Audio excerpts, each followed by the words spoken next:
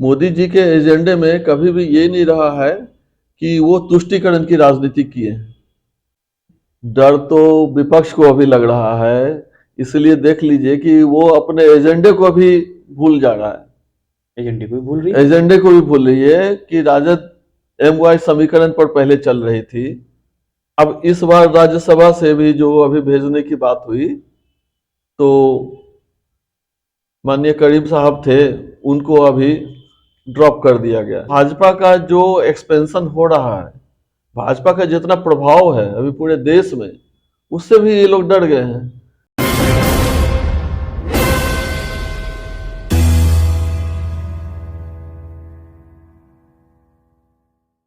नमस्ते, मैं हूं मनीष। आप देख रहे हैं दी न्यूज 9X। दी न्यूज 9X में आप सभी का स्वागत है। आज हमारे साथ सीमांचल के चर्चित डॉक्टर संजीव कुमार जी हैं। इनका परिचय मैं क्या दूं, नाम तो हमने बता दिया, कई सारे परिचय हैं, लेकिन सबसे बड़ा परिचय है कि ये सीनेट सदस्य हैं पूर्णिया विश्वविद्यालय के और प्रदेश सह संयोजक भाजपा बुद्धिजीवी प्रकोष्ठ के। सबसे पहले हम डॉक्टर संजीव जी का स्वागत करते हैं। स्वागत है सर, आपने हमें समय दिया। धन्यवाद। संजीव जी, हमारा ये पॉलिटिकल इंटरव्यू है और हम लोग पॉलिटिकल बातें करते हैं। बिहार में ना नीतीश जी NDA में वापसी किए हैं, इसको लेकर बीजेपी क्या सोच रही है? देखिए, नीतीश जी पहले भी भाजपा से जुड़े हुए थे और जिस जगह पर वो बीच में चले गए थे, ये उनके लिए सही उपयुक्त जगह नहीं था और इनका वहां पर दिल लगना वो असंभव था। इसलिए कि नीतीश जी जिस विचारधारा से हैं और माननीय अटल बिहारी वाजपेयी जी के समय से वो जैसे पार्टी से जुड़े रहे, तो जो निष्ठा उनकी भाजपा के प्रति थी, वो निष्ठा कभी भी राजद के प्रति नहीं हो सकता था और वहां अपने को वो कुंठित महसूस कर रहे थे, इसलिए उनको तो आना ही था। नीतीश कुमार के वापस आ जाने से कई ऐसे कार्यकर्ता हैं जो चुनाव में एक्टिव हुए थे, अब उन लोगों की आशा निराशा में बदल गई। ऐसा क्यों हुआ?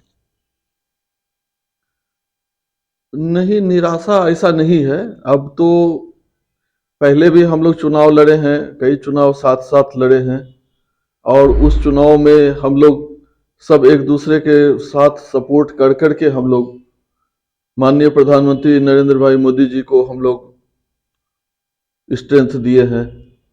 तो ये ऐसा नहीं है कि इससे किसी कार्यकर्ता को कोई निराशा है और कार्यकर्ता उत्साहित है कि जो बीच में ऐसा लग रहा था कि कहीं हम लोगों का सीट का शेयरिंग फिर गड़बड़ाएगा, लेकिन ऐसी भी कोई बात नहीं है। वो आपस में बैठ करके ऊपर के स्तर पर ये सब आराम से हो जाएगा। बीजेपी बिहार में सुशील मोदी के लिए जानी जाती थी, आजकल सुशील मोदी को साइडलाइन क्यों किया गया है? अब देखिए, सुशील मोदी जी बिहार भाजपा में सर्वमान्य नेता रहे, उनके मार्गदर्शन में बिहार काफी आगे बढ़ा, भाजपा काफी आगे बढ़ी। पर कार्यकर्ता का जितना हम लोगों का परिवार बड़ा है, भाजपा कार्यकर्ताओं का जितना बड़ा परिवार बड़ा हुआ है, तो इसमें शीर्ष नेताओं को भी ऐसा महसूस होता रहा है कि बाकी लोगों को भी मौका मिलना चाहिए, जो सेकंड जनरेशन है उन लोगों को भी मिलना चाहिए मौका। और उनके गाइडलाइन में जो हमारे बाकी कार्यकर्ता सब हैं वो अच्छा कर रहे हैं और मौका भी मिलना चाहिए। यही एक परिवार का भी इसी ढंग से सम्मान भी होता है कि जब भाई एक परिवार में जब पिता उम्र दराज हो जाते हैं तो अपना कार्यभार अपने नेक्स्ट जनरेशन को फिर धीरे धीरे देने लगते हैं। तो हो सकता है कि पार्टी के शीर्ष नेताओं में ऐसा ही विचार हुआ हो जिस पर वो ऐसा अभी सोच रहे होंगे। सुशील मोदी जी को साइडलाइन करने के बाद कई ऐसे MLAs हैं, कई ऐसे MLCs हैं जो नाखुश चल रहे हैं बीजेपी से। कहा ये भी जा रहा है कि दिल में दर्द है लेकिन बयां नहीं कर सकते हैं। आप चूंकि बुद्धिजीवी प्रकोष्ठ से हैं, इसलिए हमने आपसे प्रश्न किया। नहीं, ऐसा बात तो हम नहीं इसको कह सकते हैं, क्योंकि सब कार्यकर्ता भाजपा के जो है वो एकजुट हैं और उनके अनुभवों को हमेशा बिहार भाजपा ध्यान से देखती रही है।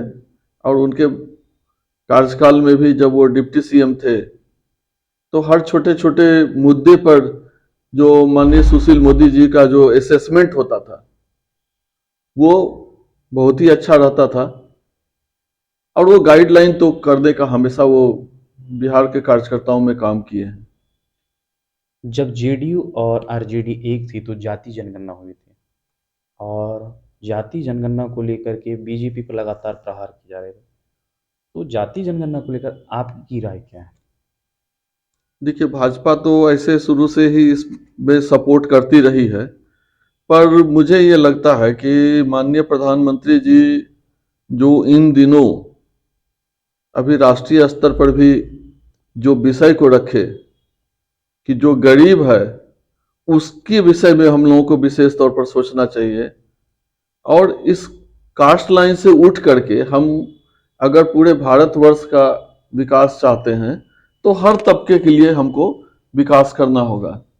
उसमें एक जात जो ये गरीब का जो जाति कहते हैं, तो जो गरीबी है जब तक हम इसको अपलिफ्ट नहीं करेंगे तब तक समाज में समरसता नहीं बन पाएगा। तो समाज में समरसता लाने के लिए हम लोगों को हर तबके के लोगों को लेकर के चलना होगा। कुछ ऐसे भी तबके हैं जाति आधारित जो जिनको सपोर्ट का जरूरत है, उनको भी हम लोग लेकर के चल रहे हैं। जाति की बात करते हैं ये, और जिस तरह से बीजेपी ने 2 डेप्यूटी चीफ मिनिस्टर दिए, इसमें से एक अगड़ा पिछड़ा करने का प्रयास तो नहीं किया गया है। बिहार की स्थिति में सब लोगों को हम लोग साथ लेकर के हमेशा प्रयास किए हैं चलने का। तो माननीय विजय कुमार सिन्हा जी भी सीनियर में से हैं और अपने सम्राट चौधरी जी भी सीनियर में से हैं जो अभी भाजपा के अध्यक्ष भी हैं। तो कद के हिसाब से इन लोगों को अपना स्थान तो मिलना चाहिए। तो ये चीज को विशेष तौर पर ध्यान रखा गया है और हर तबके के लोगों को किसी के मन में ये कहीं रोष नहीं हो कि कहीं कोई छूट रहे हैं। तो इन चीजों को विशेष तौर पे स्थान देते हुए किसी में कोई कार्यकर्ता में निराशा नहीं हो, इसको विशेष रूप से ध्यान रख करके ऐसा पहल किया गया है। भाजपा मोहन यादव को मुख्यमंत्री घोषित करती है और लालू प्रसाद के सामने खड़ी करती है, ऐसा क्यों? भाजपा पूरे देश भर में इस बात को, जो अभी पिछला जो चुनाव हुआ 5 राज्यों में जिसमें हम लोग 3 राज्य में जीत करके आए और जो बहुत सीनियर लोग थे जो वहां के मुख्यमंत्री रहे, उनके मार्गदर्शन में जिस ढंग से मध्य प्रदेश का विकास हुआ, तो उसके बाद मैंने पहले भी कहा कि भाजपा हमेशा से यह प्रयास करती रही है कि सेकेंड जनरेशन जो नेतृत्व आगे लेकर के चल सके, ऐसे लोगों को भी हमको लेकर के आना है। और भाजपा का तभी वो ये जो परिवारवाद वाली जो बात रही है उससे कहीं हम लोग दूर हैं और इसीलिए सब लोगों को लेकर के अंतिम पंक्ति में भी जो बैठा हुआ है लोग हैं उनको भी कैसे आगे लेकर के चलना है। भाजपा इन चीजों पर हमेशा ध्यान रखी है और यही कारण है कि मोहन यादव जी को मुख्यमंत्री बनाया गया। और ये वहां पे बस यही है कि सेकेंड जनरेशन को, जो क्षमतावान है, जो संगठन से जो लोग जुड़े हुए हैं, ऐसे लोगों को सामने लाना। और ये पूरे देश में इस ढंग का जो ये मैसेज आता है, ये कार्यकर्ताओं में भी एक उत्साह रहता है कि नहीं, हम लोगों का भी एक समय रहेगा जब हम इन सब चीजों को लेकर के आगे चलेंगे। और सबके ऊपर एक जिम्मेदारी का एहसास कराना, ये भाजपा का ये मूल मंत्र है।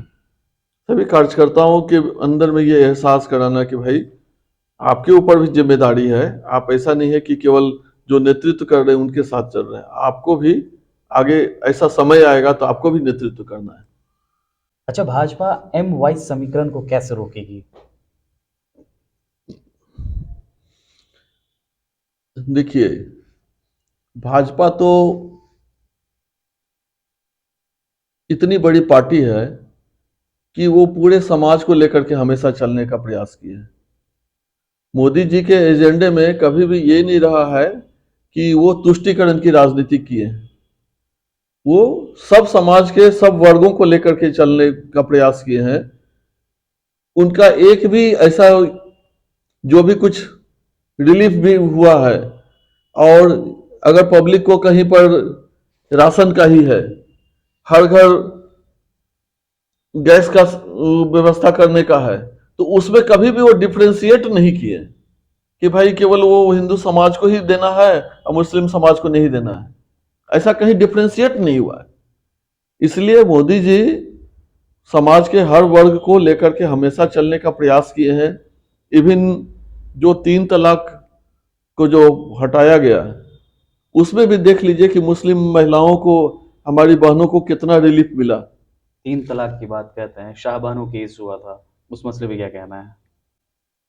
वो तो उस समय जो तत्कालीन प्रधानमंत्री जी थे, उनका वो गलत स्टेप था, जिस पर वो विधेयक ला करके ऐसा नियम बनाए। लेकिन आज मुझे ये लग रहा है कि जो हमारी मुस्लिम महिलाएं, जो बहनें हैं, उसको माननीय प्रधानमंत्री मोदी जी के द्वारा जो 3 तलाक को हटा करके उन लोगों के विकास के लिए और उनके मनोबल के लिए जितना काम किया गया, उतना कभी भी देश में नहीं किया गया था। बिहार में तेजस्वी यादव यात्रा पर निकलने वाले हैं, चूंकि अभी बिहार के नेता प्रतिपक्ष हैं, वो यात्रा पर निकले। डर तो विपक्ष को अभी लग रहा है, इसलिए देख लीजिए कि वो अपने एजेंडे को भी भूल जा रहा है। एजेंडे को भी भूल रही है। एजेंडे को भी भूल रही है कि राजद MY समीकरण पर पहले चल रही थी।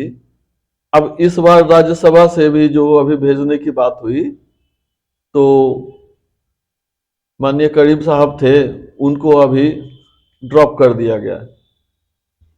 तो आप ये सोच सकते हैं कि ये भाजपा का जो एक्सपेंशन हो रहा है, भाजपा का जितना प्रभाव है अभी पूरे देश में, उससे भी ये लोग डर गए हैं।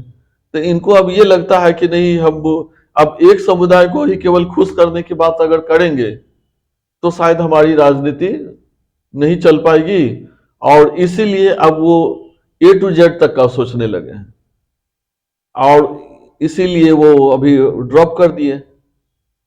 तो कहीं ना कहीं ऐसा लगता है कि वो राजद जो है वो डरी हुई है। भाजपा का जितना बड़ा परिवार अभी बढ़ रहा है, और मोदी जी का जितने पूरे विश्व में सब जगह प्रशंसा हो रहा है, और 400 पार का जो हम लोगों का जो नारा है, इससे तो विपक्ष तो ऐसे ही डरा हुआ है, उसमें तो खलबली ऐसे ही मचा हुआ है। राहुल गांधी भारत जोड़ो न्याय यात्रा को लेकर आ रहे हैं, बिहार में भी घूमा, बिहार के पूर्णिया भी आए हैं, और चुटकुला भी नीतीश कुमार पे सुनाया। इस पर क्या कहना है? राहुल गांधी जी, ये जोड़ो यात्रा है कि तोड़ो यात्रा है तो मुझे नहीं पता चल रहा है, क्योंकि जब जब वो स्टेट से होकर के गुजरते हैं तो कुछ न कुछ तबका उनसे टूट करके अलग हो जाता है। अभी सुने भी होंगे कि कल कमलनाथ जी, उनका लड़का, अपने ट्विटर पोस्ट पर से कांग्रेस का नाम हटा दिया, अब वो भाजपा में शामिल हो रहे हैं। अभी महाराष्ट्र में भी देखे ही, वहां भी अशोक चौहान जी जो उनके पूर्व मुख्यमंत्री थे, उन्होंने भाजपा ज्वाइन कर लिया। तो कौन सा ये जोड़ो यात्रा चल रहा है, मुझे तो अभी तक तो नहीं पता चल रहा है। और राहुल गांधी जी, विपक्ष सशक्त होना चाहिए, मुझे भी ये लगता है विपक्ष सशक्त होना चाहिए, अंकुश हर जगह पर होना चाहिए, पर उनको अपना खुद विचार करने की आवश्यकता है। राहुल गांधी जी को, चूंकि अभी अपने पार्टी में वो सर्वमान्य है, इसलिए उनको खुद विचार करना होगा कि जैसे जैसे उनका भारत जोड़ो यात्रा आगे बढ़ता है, कि एक बड़ा तबका उनसे कट करके अलग हो जाता है। तो ये उनको तो मंथन करने का जरूरत है अभी के समय में, नहीं तो उनका पार्टी का जो स्थिति चल रहा है, हमें तो लगता है कि इस बार 24 में तो और भी स्थिति बुरी हो जाएगी। बहुत बहुत शुक्रिया। हमारे साथ थे डॉक्टर संजीव कुमार जी, जिन्होंने अपनी बात को बेबाकी से द न्यूज़ 9X के प्लेटफॉर्म पर रखा। बहरहाल, आपको हमारा इंटरव्यू कैसा लगा, आप अपनी राय हमारे कमेंट बॉक्स में जरूर दें। अगर आप हमारा ये वीडियो फेसबुक पे देख रहे हैं तो हमारा फेसबुक पेज लाइक करें। अगर आप हमारा ये वीडियो यूट्यूब पर देख रहे हैं तो हमारे YouTube channel the news 9X को सब्सक्राइब कर लें। शुक्रिया।